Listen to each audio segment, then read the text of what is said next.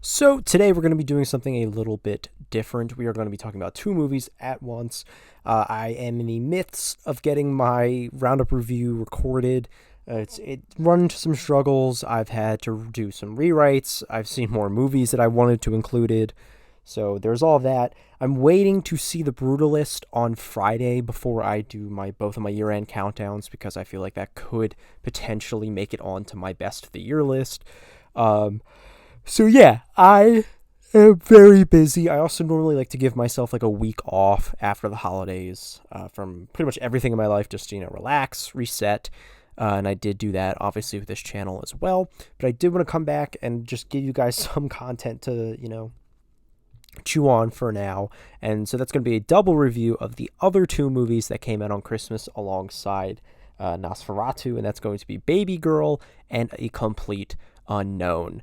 So I'm going to be talking about A Complete Unknown first because I saw it first and I have less to say about it, unfortunately. A Complete Unknown to me was fine. It was okay. It never really moved the needle one way or the other. I liked what Timothée Chalamet was giving us. I think that he put in a good performance. He's actually starting to win me over, weirdly enough. I think that he was fine. I think that Edward Norton was really good as Pete Seeger. People were trying here, and I don't want to really harp on anyone for this movie, but I couldn't connect with it at all. It was the most by-the-numbers, stereotypical musician biopic I think I've ever seen.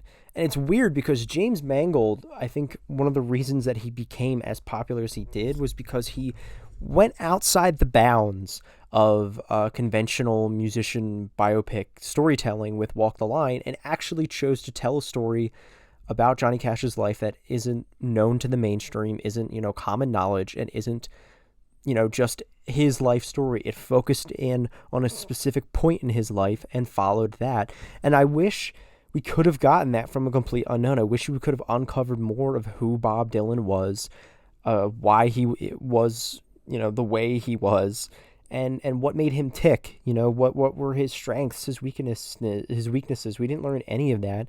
We just learned that he acted like every other rock star in the 60s, and he pissed some people off at times, which again seems like every musician has done that at some point in their life. It seems like most of this movie was him giving performances and the other characters reacting with gross facial expressions around him. Excuse me.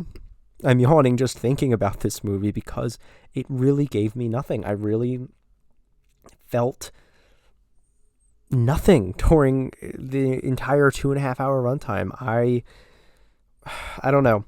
I really wanted more from this, and it's not a bad movie at all. Like, I don't think there's any one element that makes it stick out as being poorly made, but there also isn't any element of it that is exceptional whatsoever. So I'm going to have to give A Complete Unknown a light 2.5 out of 5. I was really disappointed by this movie. Babygirl is the second feature-length film from director Helena Rain. I think that's how you say her name. I could be saying that incorrectly. I apologize if I am. But she directed Bodies, Bodies, Bodies back in 2022. That was one of my favorite movies of that year, one of my favorite horror comedies to have come out in a really long time. I think that she showed the ability to tap into what Gen Z wants to see, specifically in their filmmaking, what they want to go see in the movie theater, what kind of storytelling directly appeals to them, better than a lot of her peers, if I'm being honest. Like, I would put her in the same crop as somebody like Jane Schoenberg, who, they both of them really are aware of the current zeitgeist and are in tune with it in a way that I don't think many other filmmakers are. So with this second feature-length film of hers, I was really, really excited to see what she was going to be able to do with a bigger budget, with working with more high-profile actors, not to, put down anyone who was in Bodies, Bodies, Bodies, but, telling more of a, not serious story, but, getting more to chew on, I guess. She made her debut with this really fun, kind of deceiving, deceivingly smart, I should say, horror comedy, and now she's getting to chew on something a little bit more. And I came out pleasantly surprised. I ended up really liking what Baby Girl had to offer.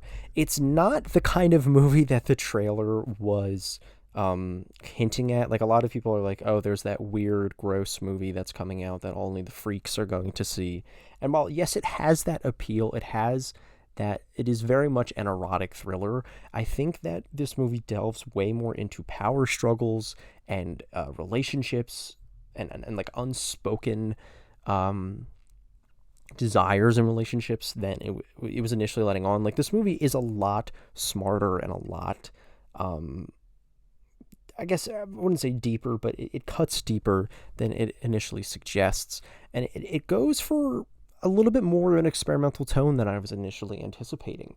I think that the unconventional editing style and the very all over the place cinematography actually really helps the mood of this movie. It can be very claustrophobic at times, using a lot of deep focus, only focusing in on the character themselves and blurring everything else around it.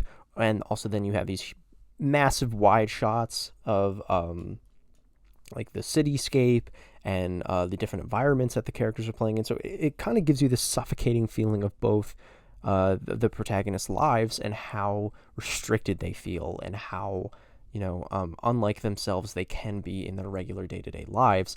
And then once they're together, how that can be super freeing and open, and those scenes are more fluid, and you get happier music, and the editing kind of lets up a little bit. So I thought that was a really interesting and nice touch. I think that Helena Rain really is somebody special, and is somebody that we should all be looking for in the future with her future projects. I think that she really is somebody special. I think that Nicole Kidman and Harrison Dickinson? Is that how you say his name? Yeah, Harris Dickinson. They both give really good performances here. I think Harris Dickinson he's playing a bit strange here. I think he might be my least favorite part of the movie. I think that, especially towards the first act, he is playing it a bit too awkward.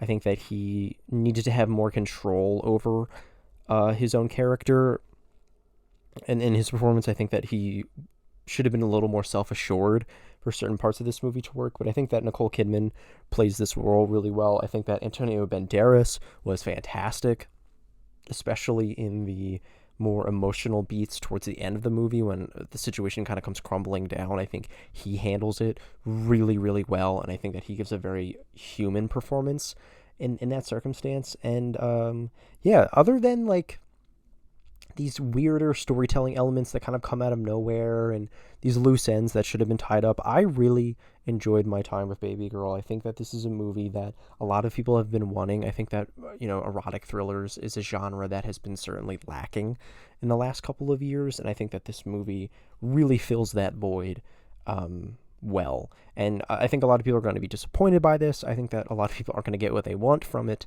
but me specifically, I think not having really any expectations outside of loving Bodies, Helena Rain's first feature-length film, I think that this movie really was a pleasant surprise and one of the better movies to have come out this year, and I'm going to give it a strong 4 out of 5. So that is my thoughts on the other two big Christmas Day releases. Yes, it's been 10 or 12 days since Christmas, since these movies came out, but I did want to get this out to you before I release my big roundup review, probably going to be at the end of this week, and then we'll get into my top 10s, worst and bests, and then we will be into 2025, and another year, and this will be the 5th anniversary of the channel, which is kind of crazy. I'm going to be redoing my first ever video, which was tier ranking all of the Marvel movies. I'm rewatching all of them in preparation for that, so look forward to that. And I will see you guys in the coming weeks. Thank you so much for watching. If you've seen either of these movies, please let me know your thoughts in the comments down below, and I will see you with the next review.